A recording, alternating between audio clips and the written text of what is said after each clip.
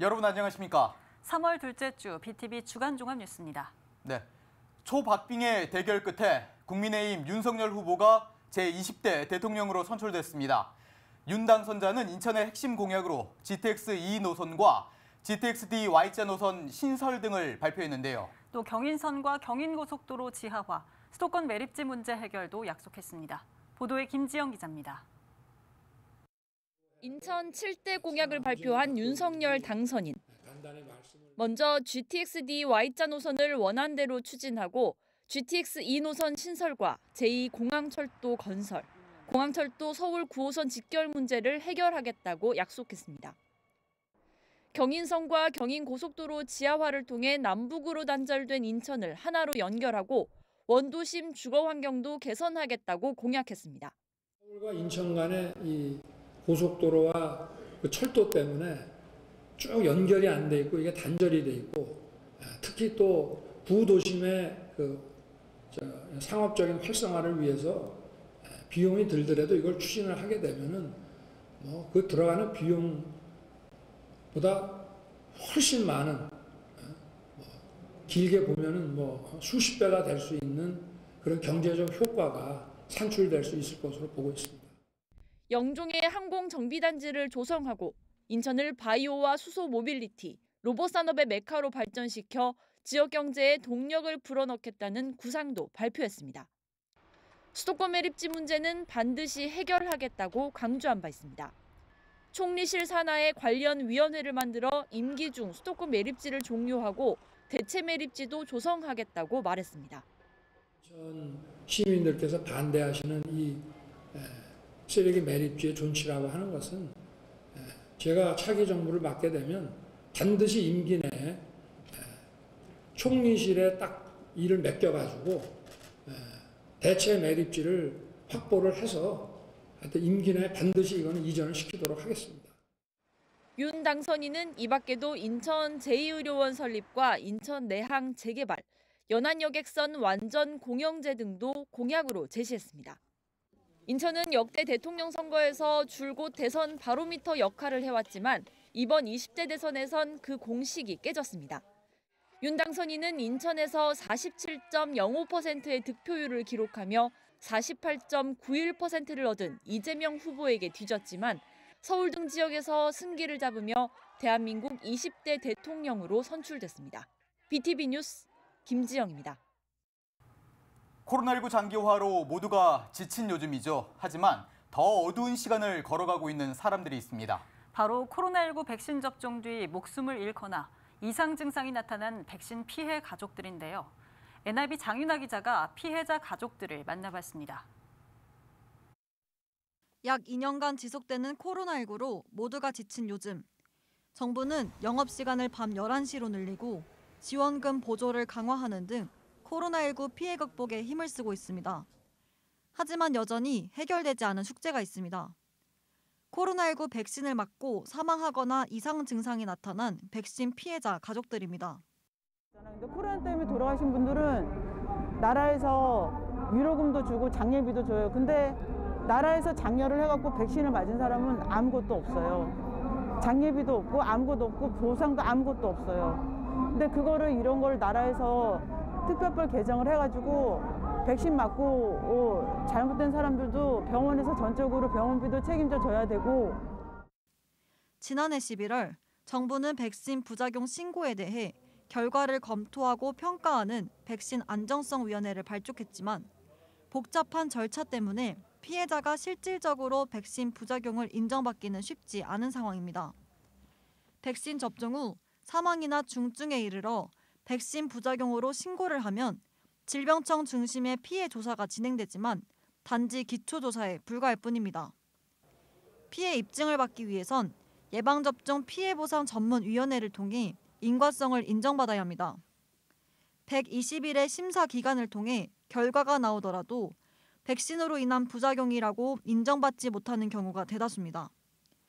또 결과에 대해 한 번의 이의 제기만 가능할 뿐 재신 신청도 하지 못합니다. 복잡한 절차로 백신 피해자 가족들을 2번 울리는 겁니다.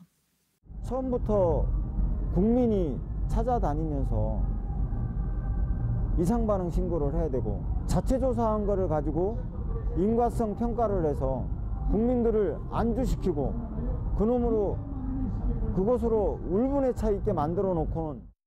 지난 4일 코로나19 백신 안정성위원회는 백신 접종과 급성 심근염의 인과성을 인정할 만한 근거가 발견됐지만 급성 심낭염과 뇌졸중 등의 이상 반응에 대해선 인과관계가 없다고 말했습니다. 질병관리청은 위원회의 연구 결과를 적극 수용해 오는 14일 백신 인과성 평가 결과 등을 국민들에게 안내하겠다는 입장입니다. 추후 계획 같은 경우는 이제 마련이 되는 대로 말씀을 드립니다. 백신 피해자 가족들은 스스로 피해를 입증하면서 또 한 번 절망감을 느끼고 있습니다. NIB 뉴스 정윤아입니다. 청라 시티타워 조성 사업이 전환점을 맞고 있습니다. 시공사 계약 해지 이후 진행된 입찰에서 다시 포스코건설이 선정됐습니다. 문제는 1년 남짓한 시간 사이 천문학적으로 올랐다는 건데 공사비 확보가 관건입니다. 배상민 기자입니다. 호수 가운데를 메운 건설 현장은 공사가 중단돼 썰렁합니다. 청라 호수공원 일대 33,000제곱미터 부지에 높이 448m, 지하 2층에서 지상 30층 규모로 건설되는 시티타워. 국내 타워 가운데 가장 높고 세계에서도 6번째로 높습니다. 사업 추진이 12년 만인 지난 2019년 첫 삽을 떴지만 사업비를 놓고 갈등을 빚다 이듬해 시공사인 포스코건설과 계약이 해지됐습니다. 표류하던 청라시티타워 사업은 최근 시공사 입찰 결과 포스코건설이 우선 협상 대상자로 선정됐습니다. 사업자인 SPC, 청라시티타워 주식회사는 입찰 금액, 기술력, 건설 공정 평가 결과라고 설명했습니다. 1년 넘게 돌고 돌아 다시 포스코건설이 된 겁니다. 문제는 또다시 공사비입니다. 당초 LH와 SPC는 지난해 말 증액된 사업비 분담에 합의해 경쟁 입찰을 진행했습니다. 하지만 건설사들이 증액된 공사비보다도 30% 높게 써낸 겁니다. 1년 남짓한 시간 사이 사업비가 1,000억 넘게 오른 겁니다. 포스코건설은 인건비, 자재비가 크게 올라 어쩔 수 없다는 입장입니다. SPC는 포스코건설이 세부 공사비 산출 근거를 제출하면 이를 검증한 후 세부 협상을 거쳐 시공사를 최종 선정할 계획입니다. 다만 포스코건설과의 협상이 결렬될 경우 2순위인 롯데건설과 협상을 진행하겠다고 덧붙였습니다. 시민사회는 사업 정상 추진을 위한 인천경제청의 역할을 강조합니다.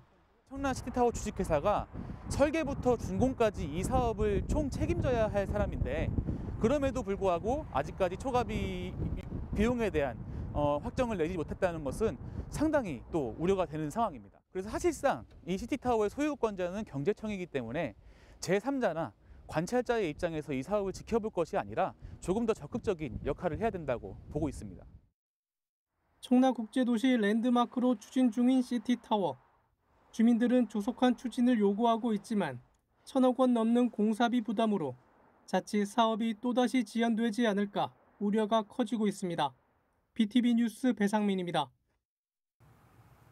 서구 가정동 일대에서는 루원시티 개발 사업이 한창입니다. 그런데 중심 상업 용지에 추진되고 있는 주거용 오피스텔 건립을 두고 논란이 일고 있습니다. 주민들은 당초 초고층 랜드마크 건립이 예정돼 있었다며 원안대로 추진해 줄 것을 요구하고 있습니다. 이정윤 기자의 보도입니다. 루원시티 분양 당시 사진입니다. 아파트 사이에 초고층 건물이 눈에 띕니다. 77층 초고층 쌍둥이 빌딩입니다. 그런데 해당 부지에는 49층 규모의 주거용 오피스텔이 추진되고 있습니다. 주민들은 강하게 반발하고 있습니다. 루원시티 여기 1만 세대 입주민들은 분양 당시에 내용에서는 초고층 랜드마크가 있다는 내용을 보고 이제 입주를 하셨는데 이 부분에 있어가지고 오피스텔이 다 들어온다는 내용에 대해서 사기 분양이라고 생각을 하고 있기 때문에 주민들은 초고층 랜드마크 건물을 당초 계획대로 추진해 줄 것을 요구하며 촛불 집회를 이어가고 있습니다. 원안대로 추진되지 않을 경우 인천시를 상대로 행정소송도 진행하겠다는 입장입니다. 특히 주민들은 오피스텔 건설은 지구 단위 계획 시행 지침을 위반한 것이라고 주장하고 있습니다. 40층에서 50층 이상의 건축 구조물 또는 200m 이상의 구조물들이 건설이 되어야 하는데 지금 인천시 서구청에서 얘기하고 있는 49층 오피스텔은 이 도시개발 시행 지침에 위반이 있다라는 자문 내용을 저희가 전달받았습니다. 이에 대해 인천시는 지구 단위 계획 시행 지침 위반 사항은 없다고 밝혔습니다. 시행 지침에는 건축물 높이가 40에서 50층 이상 건물로 명시돼 있기 때문에 49층 오피스텔 건립은 지구 단위 계획 지침을 위반한 게 아니라는 설명입니다. 또 오피스텔도 업무 시설에 포함되는 시설로 중심 상업 용지에 허용되는 용도라고 덧붙였습니다. BTV 뉴스 이정윤입니다. 인천 원도심 지역의 수건 사업인 내양 18부두 재개발 사업이 본궤도에 올랐습니다. 해수부가 인천 항만공사를 내항 18부두 재개발 사업 시행자로 지정했는데요. 오는 2024년 착공할 계획입니다. 배상민 기자입니다. 내양 항만 재개발 선도 사업으로 중구 원도심의 성장 동력을 확보하고 수도권 최고의 해양 문화 공간을 조성하는 내양 18부두 재개발. 해양수산부는 인천항만공사와 내양 18부두 재개발 사업 실시 협약을 체결했습니다. 이로써 IPA는 내양 18부두 재개발 사업 시행자로 지정됐습니다. IPA는 앞으로 예비 타당성 조사, 사업계획 수립과 실시계획 승인 신청 등 재개발 사업을 위한 본격적인 업무를 수행하게 됩니다.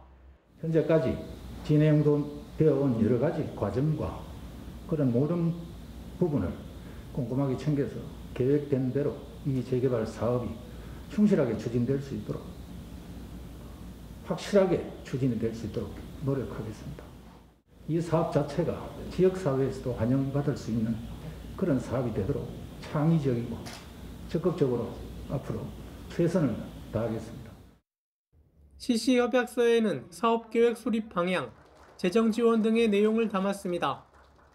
상부시설을 제외한 재개발 사업 총 사업비는 5,563억 원으로 확정했습니다. 상부 건축물을 포함할 경우 내양 18부두 재개발 총 사업비는 약 1조 9천억 원으로 추산됩니다. 해수부는 인중로 지하화, 지하보도, 원도심 연결 보행육교, 중앙도로 건설 등 4개 사업에 국비 580억 원을 지원합니다. 최종적인 지원 규모는 예비 타당성 조사 등을 통해 확정됩니다. 양측은 충분한 공공시설을 제공하고 경관성과 개방성을 확보하며 공공성과 사업성 간 균형을 맞춰 사업을 추진하기로 했습니다. 또한 개발 이익을 지역 주민들에게 환원하고 지역 의견을 최대한 반영하도록 노력할 방침입니다. 해양수산부와 인천항만공사가 함께 손을 잡고 최선을 다해 지역과 소통한다면 항만 재개발의 세계적 성공 사례로 만들 수 있을 것입니다. 재개발 성공을 위한 해양수산부의 적극적인 지원과 노력을 약속드립니다. 내양 18부두 재개발은 올해 예비 타당성 조사와 내년에 사업계획 수립을 거쳐 2024년에 실시계획 승인을 받아 착공할 계획입니다. BTV 뉴스 배상민입니다.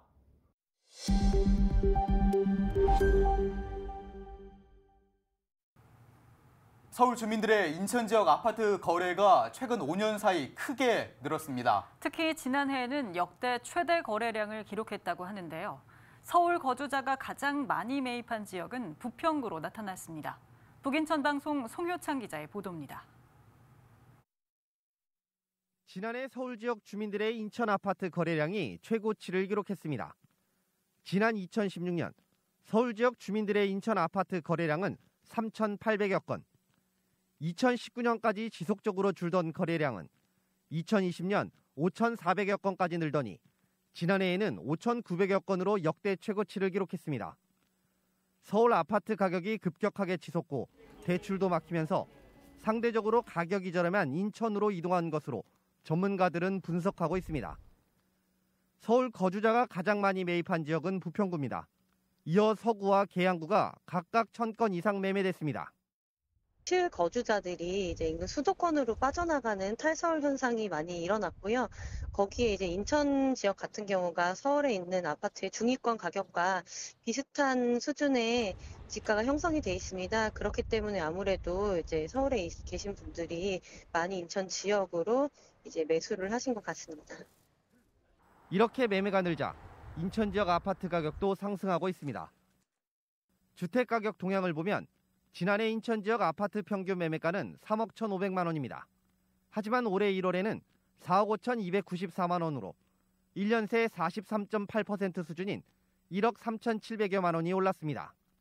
부평의 한 아파트 전용 84제곱미터는 지난해 1월 2억 5,700만 원에 거래됐지만 올해 1월에는 3억 9천만 원에 매매됐습니다. 계양 지역도 전용 84제곱미터 아파트가 2억 7,900만 원에서 4억 500만 원으로 크게 올랐습니다. 투자 수요와 그리고 실거주 수요가 많이 맞물렸다라고 좀 말씀을 드릴 수가 있겠고요. 또 인천 지역 같은 경우에 집가 상승률만 따졌을 때는 거의 43% 이상 많이 올랐거든요. 그렇기 때문에 이거는 이제 인천 내부에 있었던 수요보다는 외지에서 온 수요가 가격을 많이 받쳐줬다라고 말씀을 드릴 수가 있겠고, 지난해 크게 증가한 서울 주민들의 인천 아파트 거래. 올해 다시 얼어붙은 인천 매매 시장에 어떤 영향을 줄 수 있을지는 아직 미지수입니다. 헬로티비 뉴스 송유창입니다. 네, 지역의 청년들은 서울로 떠나고 있습니다. 일자리가 가장 큰 이유입니다. 지역에서는 청년 취준생들을 붙잡기 위한 대책을 마련하고는 있지만 구조적 한계 탓에 서울로 향하는 청년들은 쉽게 줄지 않고 있습니다. 북인천 방송 이세진 기자의 보도입니다. 국민의 절반이 살고 있는 수도권. 기업 활동 또한 수도권에 집중돼 있다 보니 취업 준비생들은 수도권과 비수도권의 격차를 몸으로 느낍니다. 아무래도 지금은 서울 쪽에 좋은 기업들이 많이 있으니까 갈 수 있다면 서울로 가는 게 좋을 것 같아요. 같은 수도권 안에서도 차이는 있습니다. 한국 상위 100대 기업 가운데 88곳이 수도권에 있고 그중에서도 67곳이 서울에 있습니다. 정보의 흐름에 따라 취업을 돕는 기관이나 공간도 서울에 몰릴 수밖에 없습니다. 청년들이 서울로 향하는 이유입니다. 그렇게 많은 것 같지는 않아요. 여기 하나 하고 딱히 도움되는 데는 없는 것 같은데. 학원도 다 서울 쪽으로 몰려 있고 그래서 공부하는 게 서울이 애들은 더 좋다고 생각해서 그래서 거기서 더 준비를 많이 하는 것 같아요. 이렇다 보니 지자체가 주도적으로 나서 청년 지원 공간을 만든 곳도 있습니다. 경기도 김포에 문을 연 청년 창공. 김포 지역 청년들이 역량을 개발하거나 취업을 준비할 수 있는 공간입니다. 같은 지역민끼리 취업 정보를 공유할 수 있고 도움이 되는 교육이나 지역의 일자리 정보도 얻습니다. 좀 여럿이서 모여야 할 때가 있었는데 여기에 그런 공간을 따로 대여해주는 곳이 있어가지고 되게 저희들끼리 좀 프라이빗하고 좀 집중할 수 있었던 것 같아요. 청년 구직자가 떠나면서 강소기업마저 수도권으로 향하는 또 다른 악순환 구조는 지역이 풀어야 할 숙제. 청년을 붙잡기 위한 묘책이 쏟아지고 있지만 서울로 내몰린 청년들은 여전히 낯선 공간 속에서 내일을 찾고 있습니다. 헬로티비 뉴스 이세진입니다. 소비자 물가가 또 올랐습니다. 5달 연속 3%대 상승폭을 이어가고 있는데요. 특히 석유류 부분에서 19% 넘게 올라 물가 상승을 주도했습니다. NIB 이하영 기자입니다. 2월 소비자 물가가 지난해 같은 달보다 3.7% 오르면서 고물가가 계속되고 있습니다. 소비자 물가 상승률은 지난해 10월 9년 8개월 만에 3.2%로 올라선 뒤 5달 연속 3%대를 기록하고 있습니다. 전년 동월에 비해서 교통, 음식, 숙박, 주택, 수도, 전기, 연료, 그리고 식료품, 비주류, 음료 등 모든 부문에서 상승한 것으로 나타났습니다. 국제 유가 폭등으로 석유류는 휘발유와 경유, LPG 값이 일제히 올라 19.8%나 상승했습니다. 농산물을 보면 딸기 같은 과실 가격은 올랐지만 채소값이 내리면서 2.3% 하락했으나 축산물은 수요 증가와 수입 단가가 오르면서 돼지고기와 쇠고기를 중심으로 8.8% 상승했습니다. 농축수산물을 합쳐 1.6%가 올랐는데 지난달보단 다소 누그러진 양상입니다. 이 밖에 빵이나 라면을 포함한 가공식품이 5.4%, 전세나 주택 관리비 등의 서비스가 3.1% 올랐습니다. 한편 정부는 물가 안정을 위해 다음 달 종료 예정이던 20% 유류세 인하 조치를 오는 7월까지 연장하기로 했습니다. 이와 함께 최근 우크라이나 사태의 영향 등으로 가격 수급 불안 우려가 있는 품목을 중심으로 할당 관세 적용과 물량 증량 등을 추진한다는 계획입니다.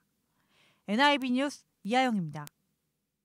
네, 지난 2020년 3월 스쿨존에서의 어린이 교통안전 강화를 위해 이른바 민식이법이 시행됐는데요. 하지만 법 시행 이후에도 스쿨존에서의 어린이 교통안전 사고는 줄지 않고 있습니다. 네, 최근 5년간 인천 지역 스쿨존 어린이 교통사고는 전국 17개 시도 중 4위로 나타났습니다. 배상민 기자입니다. 지난해 3월 중구 신흥동의 한 초등학교 앞 스쿨존에서 초등생 A양이 25톤 화물차에 치여 숨졌습니다. 민식이법이 시행되고 나서도 스쿨존에서의 어린이 교통사고는 줄지 않고 있습니다. 도로교통공단 인천지역본부에 따르면 최근 5년간 인천지역 어린이 보호구역에서 발생한 12세 이하 어린이 교통사고는 154건, 연도별로 보면 2016년 29건에서 17년 33건, 18년 25건, 19년 34건, 20년에는 33건으로 증가와 감소를 반복했습니다. 월별로는 새학기가 시작되는 3월부터 교통사고 건수가 급격히 증가하며 5월과 8월에 사고가 가장 많은 것으로 나타났습니다. 사고 건수는 전국 17개 시도 가운데 경기, 서울, 부산에 이어 4번째로 많습니다. 인천시 기초지자체별로 살펴보면 서구가 42건으로 가장 많고 남동구 28건, 부평구 26건, 연수구 21건 등의 순입니다. 사상자 연령별로는 8세가 19%, 7세가 17.7%, 5, 6세와 9세가 각각 12.7%로 나타났습니다. 초등 고학년보다는 저학년 어린이들의 사상자 비중이 상대적으로 높게 나왔습니다. 초등학교 저학년들의 경우에 도로 횡단이 미숙하고 또 위험 상황에 대한 인지 대응 능력이 상대적으로 부족하기 때문에 보행에 대한 특별한 그 교통안전 집중 지도가 필요한 것으로 나타났는데요. 예를 들면 자원봉사자들을 지도 아래 동일 방향의 어린이들을 그룹으로 이렇게 등하교시키는 프로그램인 그 워킹 스쿨 버스라고 있습니다. 그런 프로그램들을 적극적으로 이제 활용하는 것이 필요하다고 생각이 됩니다.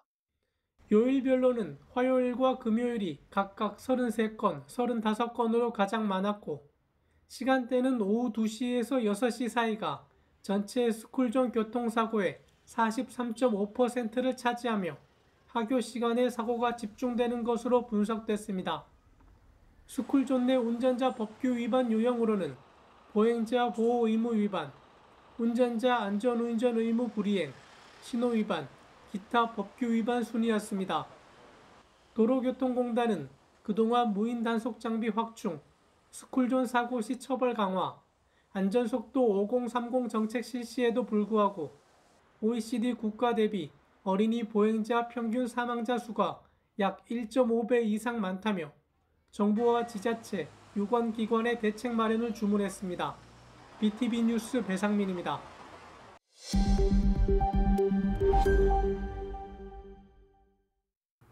인천시는 미래 먹거리 사업 가운데 하나로 수소산업을 육성하고 있습니다. 이 수소산업을 이끌어갈 우수한 인재를 체계적으로 양성하는 것도 중요한 과제입니다. 인천시와 교육청, 지역 대학들이 수소 인재 양성을 위해 협력하기로 했습니다. 올 하반기부터 고등학교의 수소 관련 교육 과정이 개설됩니다. 이정윤 기자의 보도입니다. 인천시는 청라국제도시의 수소 생산 클러스터 조성을 추진 중입니다. 수소 생산 기반 구축과 수소 산업 육성을 위해 사업비 2,733억 원이 투입됩니다. SK와 현대모비스, GS에너지 등 대기업들의 투자도 잇따르고 있습니다. 인천시는 수소 경제를 선도하기 위해 수소 인재도 양성하기로 했습니다. 이를 위해 인천시 교육청, 지역 대학들과 함께 손을 맞잡았습니다. 수도권에 있고 사람 구하기 좋고 이런 조건을 찾아서 이곳에 왔다고 하는데 정작 이제 우리들의 입장에서는 충분한 준비가 되어 있느냐라고 이야기한다면 아직도 저는 더 노력을 해야 되지 않느냐 하는 그런 생각을 많이 하게 됩니다. 인천시 교육청은 올 하반기부터 일반고 1, 2학년 학생들을 대상으로 프로젝트형 진로체험 아카데미를 운영합니다. 교육과정에 수소 에너지 분야를 도입하는데 학생들은 교육을 이수하면 수료증을 받게 됩니다. 교육청은 우선 올해 2개 학교에서 시범 운영을 한 뒤 내년부터 교육 대상을 확대해 나간다는 계획입니다. 우리 교육청도 기후위기 대응과 생태환경교육, 진로진학 직업교육을 통해 수소 인재 양성에 필요한 인천교육 생태계 가꾸기에 더욱 힘쓰겠습니다. 인하대와 인천대 등 지역 대학들도 수소교육 프로그램에 함께 참여합니다. 수소 인재 양성을 위한 전문 교재 개발도 진행 중입니다. 현재 인하대학교 수소연구소에 교수님들이 40여 분 계십니다. 그러니까 수소로 따지게 되면 전국에서 제일 큰 연구소를 저희가 운영을 하고 있고요. 또 그다음에 저희가 가지고 있는 여러 가지 실험 장치들이나 이런 것들을 몸소 체험할 수 있는 그런 기회들을 주게 된 것들을 굉장히 기쁘게 생각하고요. 2050년 탄소 중립 그 시기를 생각을 하면은 지금 초등학생들이 아마 한 3, 40대 되는 아주 중장년 시기에 이제 한창 일할 나이 때인데 그들을 위해서 저희들이 먼저 이런 일을 한다는 게 굉장히 뜻깊은 일이 아닌가 하는 생각을 합니다. 인천시와 인천시 교육청, 지역대학들은 수소인재 양성을 위한 과제 발굴과 정부 제안 활동, 교육 프로그램 개발에도 협력하기로 했습니다. BTV 뉴스 이정윤입니다. 아파트 단지나 도로 곳곳에서 낡고 버려진 자전거 쉽게 볼 수 있습니다. 이렇게 버려진 자전거는 고철로밖에 활용되지 못한다고 하는데요. 인천시 시립장애인복지관이 이런 폐자전거를 재활용해서 자전거가 꼭 필요한 가정에 무료로 전달했습니다. NIB 원태규 기자의 보도입니다. 깨끗하게 손질된 자전거가 가지런히 세워졌습니다. 이 자전거들이 새 주인을 만났습니다. 상태를 꼼꼼히 살피고 기쁜 마음으로 받아갑니다. 하나 새로 살려고 준비하고 있는 과정에 이런 행사가 있어가지고 해서 출퇴근용으로 바꿔서 쓸 계획입니다. 기분이 당첨돼가지고 너무 행복합니다. 새 것을 구매할 수도 있었지만 이렇게 재활용을 했다는 점에서 이 자전거들이 더 소중하게 느껴집니다. 망가져서 버리게 되는 경우도 많길래 이렇게 좋은 기회가 있어서 중고 자전거를 재활용해서 활용하는 것도 나쁘지 않겠다라는 또 환경에도 도움이 되고. 네. 아파트 단지에 아무렇게 세워진 폐자전거들. 오랫동안 사용하지 않아 곳곳에 녹이 슬고 부품은 고장이 났습니다. 인천시 시립장애인복지관은 이렇게 도로나 아파트 단지에 방치된 자전거 400여 대를 수거했습니다. 세척은 복지사들이 직접 하고 수리는 전문 업체에 맡겼습니다. 이렇게 탄생한 재생자전거는 130여 대. 장애인 가정을 비롯해 자전거를 꼭 필요로 하는 인천 시민들에게 무료로 전달했습니다. 버려질 수 있는 자원을 재활용한 건데 장애인들도 지역의 환경 문제 해결에 함께 동참한다는 취지입니다. 그래서 우리 장애인 당사자들도 공동체의 일원으로서 탄소 중립 사회를 위해서 뭔가 기여할 것이 없는가 하는 점들을 생각했는데 자전거가 떠올랐습니다. 새 생명을 얻은 폐자전거가 꼭 필요로 하는 가정의 품으로 되돌아갔습니다. NIB 뉴스 원태규입니다. 서구의 한 초중학교에서 작은 도서관이 문을 열었습니다. 서구와 인천시 교육청이 조성한 복합시설로 장서 4,000권을 보유하고 있는데요. 학교 구성원뿐만 아니라 지역 주민 누구나 이용할 수 있습니다. 이정인 기자입니다. 서구 청라의 한 학교입니다. 사회과학부터 철학, 인문학까지 다양한 분야의 도서가 가득합니다. 어린이 자료실에는 창의력을 키울 수 있는 각양각색의 책들이 비치돼 있습니다. 도서를 이용하는 공간과 별도로 회의실과 프로그램실도 마련돼 있습니다. 서구와 인천시 교육청은 학교의 복합시설 설립을 추진하기로 했고 리모델링 공사를 거쳐 도서관을 새로 조성했습니다. 2018년부터 이게 이 통합학교에 복합 건물 형식으로 들어섰는데 그 공간을 어떻게 했으면 좋겠느냐. 그래서 학교에서 장소를 빌려주면서 교육청 당국하고 학교하고 우리 서구하고 작지만은 아이들에게 정말 꿈과 끼를 마련해주는 장소로서 작은 도서관을 마련을 했습니다. 학교에 조성된 작은 도서관은 이달부터 정식 운영에 들어갔습니다. 운영 시간은 평일 오전 10시부터 오후 6시까지입니다. 학생뿐만 아니라 서구 주민이면 누구나 자유롭게 이용이 가능합니다. 학교 입장은 이게 교육적 시설이니까 학생 교육에 중점을 둔 그런 공간이 되었으면 좋겠다 이런 생각을 갖고 있었고, 우리 서구청에서는 보다 이제 주민의 밀접한 공간이 됐으면 좋겠다 하는 생각을 갖고 계셨어요. 그래서 학교의 입장도 서구청도 입장도 함께 공유할 수 있는 그런 공간으로 이렇게 설계할 수 있도록. 작은 도서관이 보유한 장소는 모두 4,000권. 학생과 지역 주민들을 위해 지역 기업도 도서를 기증하며 힘을 보탰습니다. 자녀와 부모님들이 간의 소통이, 책을 매개로 한 소통이 되게 중요하다고 많이 들었습니다. 아무튼 이 공간이 더욱 활성화돼서 아이들과 부모님들이 함께 어울려서 소통도 많이 하고. 서구는 앞으로 매년 도서관 운영비 4천여만 원을 지원할 예정입니다. 또 이용자 수요 조사 등을 통해 추가로 장소도 확충한다는 계획입니다. BTV 뉴스 이정윤입니다. 최근 한 명장 브랜드의 썩은 김치 파동이 일면서 소비자들의 불안감이 높아지고 있는데요. 이런 가운데 지난해 공공기관이 직접 개발에 참여한 남동구 김치 브랜드 소래찬이 주목받고 있습니다. 지난 8개월간 16,000여 개의 판매고를 올렸는데요. 위생관리는 물론 재료 입출고 내역을 구청이 직접 확인하며 품질 관리에도 신경을 쓰고 있습니다. 보도에 김지영 기자입니다. 노란 배춧잎 사이사이 김치 속을 꼼꼼히 넣습니다. 구석구석 양념을 버무리면 먹음직스러운 김치가 완성됩니다. 남동구가 지난해 출시한 김치 공동 브랜드 소래찬의 제조시설입니다. 위생관리도 철저하게 이루어지고 있습니다. 소금에 절인 배추를 세척하는 작업. 사람과 기계가 번갈아가며 총 3번의 세척 과정을 거친 뒤 다시 한번 육안으로 배춧잎을 꼼꼼히 확인합니다.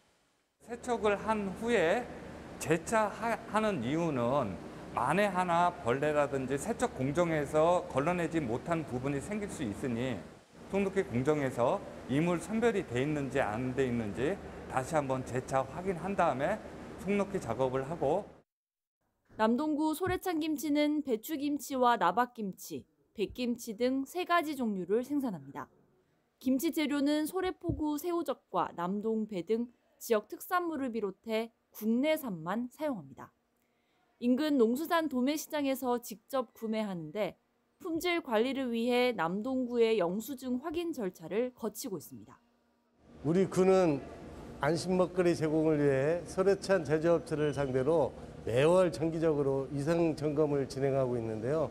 우선 기본적인 청결 상태뿐만 아니라 방충, 방해, 전문 업체의 점검 이력을 살피고 거래 영수증과 재료 입출고 내역을 꼼꼼히 확인해서 신선한 재료를 구매해 사용하고 있는지를 점검하고 있습니다.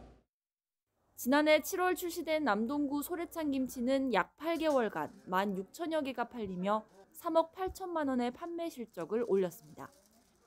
남동구는 최근 특허청에 상표를 출원하고 향후 젓갈 등 지역 특산품을 활용해 소래찬 브랜드의 확장도 계획하고 있다고 밝혔습니다. BTV 뉴스 김지영입니다.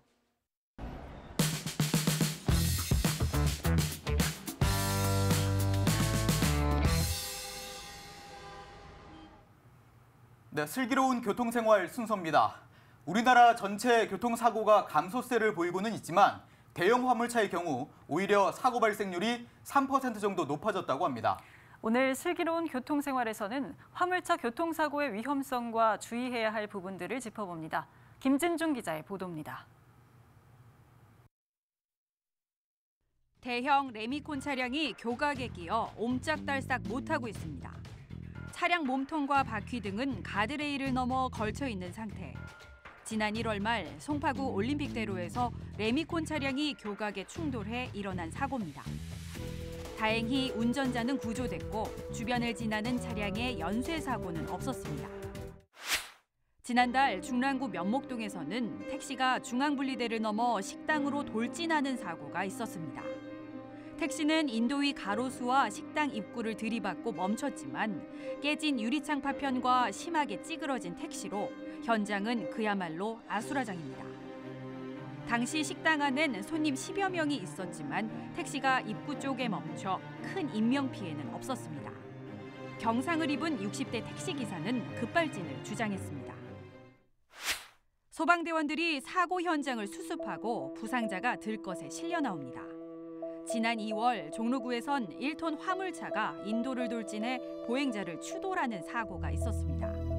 사거리에서 우회전하던 1톤 화물차가 좌회전하던 차량을 피하다 인도로 돌진한 겁니다. 예기치 못한 사고로 길을 지나던 보행자와 가게 주인 등 3명이 부상을 입었습니다. 화물차 사고의 경우 일반적인 차량들의 치사율이 1.56%인 것에 비하여 화물차 사고의 치사율은 3.23%로 평균보다 약 2배 이상 높은 것으로 나타나고 있습니다. 화물차의 경우 안전운전 의무 위반이 가장 많지만 그 다음으로 일어나는 것이 신호 위반, 속도 위반 등이 있습니다.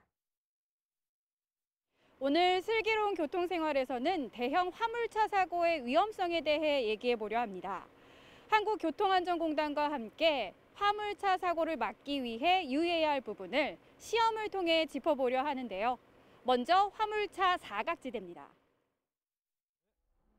8톤 크기의 화물차 앞을 키 164cm의 기자가 지나가 봤습니다. 하지만 운전석에서는 그 모습이 보이질 않습니다. 운전석에서 보행자의 모습이 시야에 들어오는 거리는 최소 1.5m. 그마저도 머리 윗부분이 조금 보이는 정도입니다. 키가 작은 아이들이 있게 된다면 그냥 지나치는 사고가 날 수 있다는 겁니다. 화물차의 사각지대는 차량의 앞, 뒤, 양옆으로 모두 존재합니다. 때문에 화물차가 천천히 서행하더라도 가깝게 접근하는 것은 상당히 위험합니다.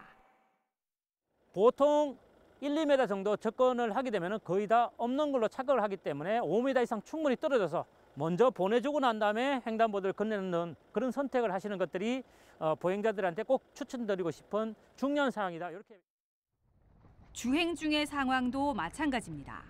화물차는 왼편은 약 30도, 오른편은 약 40도로 일반 차량보다 넓은 사각지대가 있어 옆에서 나란히 달리는 차량이 보이지 않는 지점이 있습니다. 때문에 화물차 가까이에서의 차로 변경은 절대 금물입니다. 화물차는 일반 승용차보다 제동거리 역시 훨씬 깁니다. 승용차의 경우 시속 70km로 달렸을 경우 약 15m의 제동거리가 발생했는데 8.5톤 화물차의 경우 약 35m로 제동거리는 2배 이상 차이가 났습니다. 과속이거나 짐을 실었을 경우 제동거리는 더 길어진다는 점도 기억해야 합니다. 뒤따르는 승용차들이 화물차의 앞쪽에 끼어들기를 들어가서 차선을 바뀐다는 것은 상당히 위험하다. 이 실험을 통해서 볼 수가 있었겠죠. 지금처럼 큰 화물 자동차 앞에 끼어들어서 들어간다는 것들은 일반 승용차보다는 제동거리가 훨씬 더 늘기 때문에 그 사각지대, 제동의 사각지대 위험한 지점에 들어가서 후미추들이 일어날 수 있다는 것 꼭 명심을 하시고. 여기서 잠깐. 화물차 교통사고를 예방하기 위해 이것만은 꼭 기억하세요. 속도가 빠르게 된다면 멈추는 것도 쉽지 않고 속 빠른 속도에서는 시야각도 좁아지기 때문에 주변을 살피기도 어렵고 그렇게 되면 사각지대도 넓어지고 이러한 것들이 연상작용으로 발생을 하게 되는데요. 속도를 낮추고 낮은 속도로 다니면서 교차로에서는 안전히 다니고 그렇게 되면 제동거리도 짧아지고 제동을 했을 때 일어나는 반동도 줄어들기 때문에 조금 더 안전히 다닐 수 있을 것이라고 생각합니다. 나와 내 이웃을 위한 감속 운전, 교통사고를 예방하는 첫 길입니다. BTV 뉴스 김진중입니다. 시청자 여러분들의 삶을 보다 풍성하게 만들어줄 문화예술 소식 전해드리는 2주의 원픽 시간입니다. 오늘은 과거 종로의 랜드마크였던 화신백화점의 역사를 소개하는 전시와 강화도 서쪽의 작은 섬 보름도에 살고 있는 248명의 주민들의 삶을 소개하는 전시를 준비했습니다.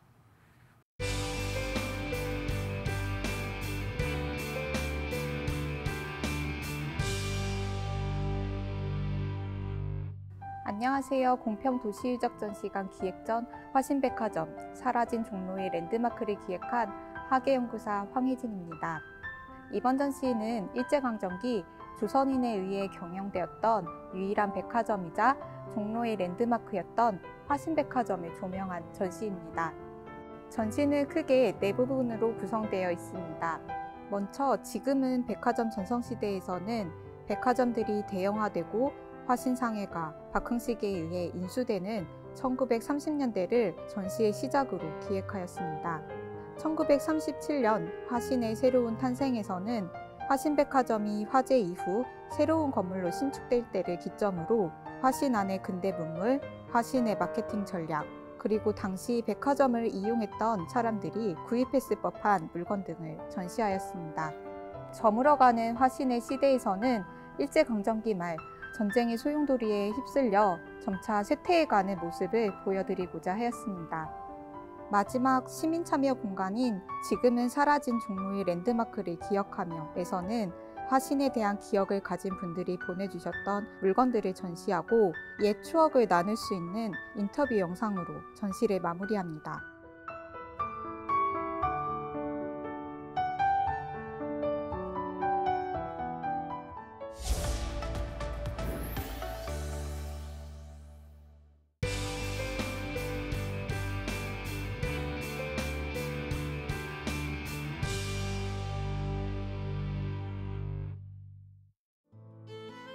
서해에는 많은 섬이 있잖아요. 근데 그 섬들이 그 연육교라든가 이러한 여러 가지 이유들로 이제 많이 변화하고 있어서 그 변화한 모습을 조사하고 연구해서 기록하려고 이 프로젝트를 시작하게 됐습니다.